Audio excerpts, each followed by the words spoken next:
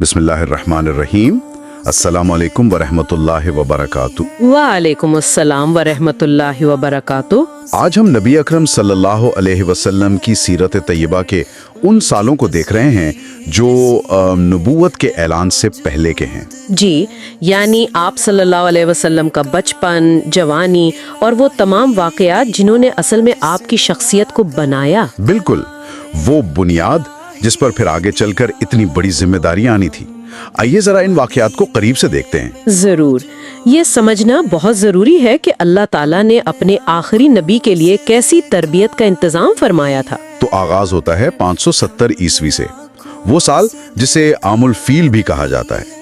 मक्का में पैदाइश हुई, लेकिन वालिद अब्दुल्ला, उनका इंतकाल तो पहले ही हो चुका था। जी हाँ, पैदाइश से भी पहले। तो आगाज ही यतीमी से हुआ और ये पहला तजुर्बा था जिसने शायद आप सल्लल्लाहु अलैहि वसल्लम में वो नरमी और दूसरों का एहसास पैदा किया। फिर कुरैश का रिवाज था कि बच्चों को सहरा में भेज देते थे, तो आप सल्लल्लाहु अलैहि वसल्लम को हलीमा सादिया रज़ियल्लाहु अन्हा के पास भेजा गया। सल्लल्लाहु अलैहि वसल्लम की आमद उनके घराने के लिए बहुत बाबरकत साबित हुई। अच्छा, उनके यहाँ रिज्क में, जानवरों के दूध में, हर चीज में इजाफा हो गया। ये अल्लाह की तरफ से इशारे थे। और फिर वो 4 साल की उम्र का एक वाकया बड़ा मशहूर है, शक्के सदर का। जी, सीना मुबारक चाक करने का वाकया। फरिश्ते आए और कल्बे अथर को जमजम से धोया। ये एक तरह से रूहानी सफाई थी, नबुव्वत की तैयारी का एक अहम मौजज़ाती मरहला। यानी बचपन से ही तैयारी शुरू हो गई। बिल्कुल, लेकिन देखें, आजमाइशें साथ साथ चल रही थी। 6 साल के हुए तो वालदा हजरत आमिना वो भी इंतकाल फरमा गईं। ओह, यानी पहले वालिद, फिर वालदा का साया भी सर से उठ गया। जी, तो यतीमी का एहसास और गहरा हो गया। फिर दादा अब्दुल मुत्तलिब ने किफालत संभाली। वो कुरैश के सरदार थे, बड़ा मकाम था उनका। लेकिन वो भी ज्यादा अरसा साथ न रह सके। हाँ, बस 2 साल। आप सल्लल्लाहु अलैहि वसल्लम 8 साल के थे जब दादा भी वफात पा गए। फिर जिम्मेदारी आई चचा अबू तालिब पर। और अबू तालिब की मोहब्बत तो बहुत मशहूर है। उन्होंने तो अपनी औलाद से बढ़कर ख्याल रखा। बेशक, न सिर्फ पाला पोसा बल्कि बड़े होने तक हर तरह से हिफाजत की। खास तौर पर जब मुखालफत शुरू हुई तब भी वो ढाल बने रहे। तो ये जो बचपन के तजुर्बात थे, यतीमी, मुख्तलिफ घरानों में रहना, फिर चचा की शफकत, इस सब ने शख्सियत पर गहरा असर डाला होगा। यकीनन, इससे इंसान में सब्र आता है, दूसरों की तकलीफ का एहसास बढ़ता है और मुख्तलिफ हालात से गुजर कर समझ बूझ में इजाफा होता है। फिर जब जवानी की उम्र आई तो मक्का में आप सल्लल्लाहु अलैहि वसल्लम की पहचान क्या बनी? अस-सादिक और अल-अमीन, सच्चा और अमानतदार। ये कोई मामूली बात नहीं थी।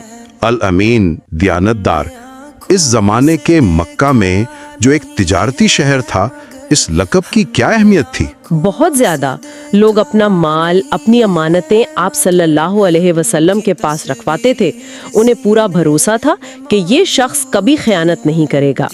इस माहौल में ये एतमाद हासिल करना किरदार की बहुत बड़ी गवाही थी। अच्छा, ये सिर्फ जाती सिफ्त नहीं रही, ये आपकी अवामी पहचान बन गई। लोग जानते थे कि मोहम्मद सल्लल्लाहु अलैहि वसल्लम जो कहते हैं सच कहते हैं और जो अमानत उनके पास है वो महफूज है। और शायद इसी किरदार की वजह से 25 साल की उम्र में हजरत खदीजा रज़ियल्लाहु अन्हा की तरफ से शादी का पैगाम आया। जी बिल्कुल, वो एक बहुत समझदार और कारोबारी खातून थीं। उन्होंने आप सल्लल्लाहु अलैहि वसल्लम की ईमानदारी और सलाहियत को अपने तिजारती काफिलों में आजमाया था और वो बहुत मुतासिर हुई। ये शादी भी एक अहम संगे मील साबित हुई। बहुत ज्यादा। हजरत खदीजा रदियल्लाहु अन्हा न सिर्फ एक बेहतरीन बीवी साबित हुई, बल्कि बाद में जब वही का सिलसिला शुरू हुआ तो सबसे पहले ईमान लाईं और सबसे बड़ी मददगार बनी। जवानी में आप सल्लल्लाहु अलैहि वसल्लम मुआशरती मामलात में भी हिस्सा लेते थे, जैसे वो हिल्फुल फुदूल का मुआहदा। जी हाँ, ये एक बड़ा अहम वाकया है नबूवत से पहले का। ये चंद कबाइल का एक मुआहदा था कि मक्का में किसी पर जुल्म नहीं होने देंगे, मुसाफिरों और कमजोरों की मदद करेंगे। आप सल्लल्लाहु अलैहि वसल्लम भी इसमें शरीक हुए। तो ये इंसाफ पसंदी और कमजोरों की हिमायत का जज्बा पहले से मौजूद था। बिल्कुल, ये जाहिर करता है कि आप सल्लल्लाहु अलैहि वसल्लम की फितरत ही नेकी, इंसाफ और भलाई की तरफ माइल थी।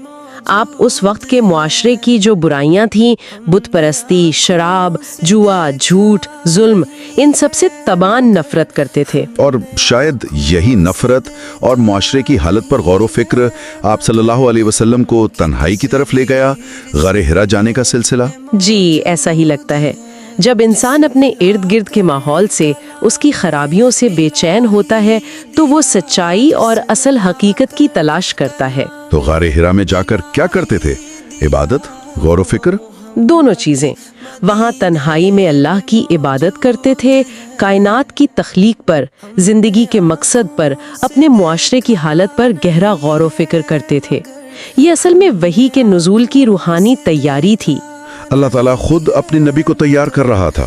جی بالکل، ایک ایک قدم، ایک ایک مرحلہ اسی عظیم مقصد کی طرف لے جا رہا تھا۔ اور 40 سال کی عمر کے قریب آتے آتے یہ غار میں جانے کا عمل اور غور و فکر اور بڑھ گیا تھا۔ ہاں، روایات میں ہے کہ کئی دن وہاں گزرتے تھے۔ یہ وہ وقت تھا جب نبوت کی پہلی نشانیاں بھی ظاہر ہونا شروع ہو گئی تھیں، جیسے سچے خواب آنا وغیرہ۔ گویا اب وہ بڑا لمحہ بالکل قریب تھا۔ جی، وہ لمحہ جب جبرائیل علیہ السلام اللہ کا پیغام لے کر نازل ہونے والے تھے۔ تو اگر ہم ان 40 سالوں کا خلاصہ کریں تو یہ یتیمی سے شروع ہو کر بہترین کردار یعنی الصادق اور الامین بننے، معاشرتی انصاف کے لیے کھڑے ہونے اور پھر گہرے غور و فکر سے گزرتے ہوئے نبوت کی دہلیز تک پہنچنے کا سفر ہے۔ بالکل، یہ کوئی عام زندگی نہیں تھی۔ ہر تجربے نے آپ صلی اللہ علیہ وسلم کو آنے والے عظیم مشن کے لیے تیار کیا، اور سب سے اہم بات، جیسا آپ نے کہا، الامین کی پہچان۔ اس پہچان نے بعد میں دعوت کے کام میں بہت مدد دی ہوگی۔ یقیناً، جب آپ نے پیغام پیش کیا تو کوئی آپ کی سچائی یا امانت پر انگلی نہیں اٹھا سکا، کیونکہ 40 سال سے وہ آپ کو دیکھ رہے تھے۔ انہوں نے پہلے شخص کو جانچا، پھر اس کے پیغام کو۔ صحیح۔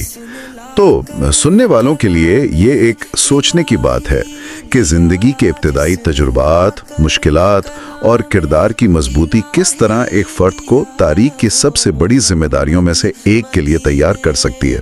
جی، کیا یہ محض حالات کا تسلسل ہوتا ہے یا اس میں کوئی گہری الہی حکمت پوشیدہ ہوتی ہے؟ اس پر غور کرنا چاہیے۔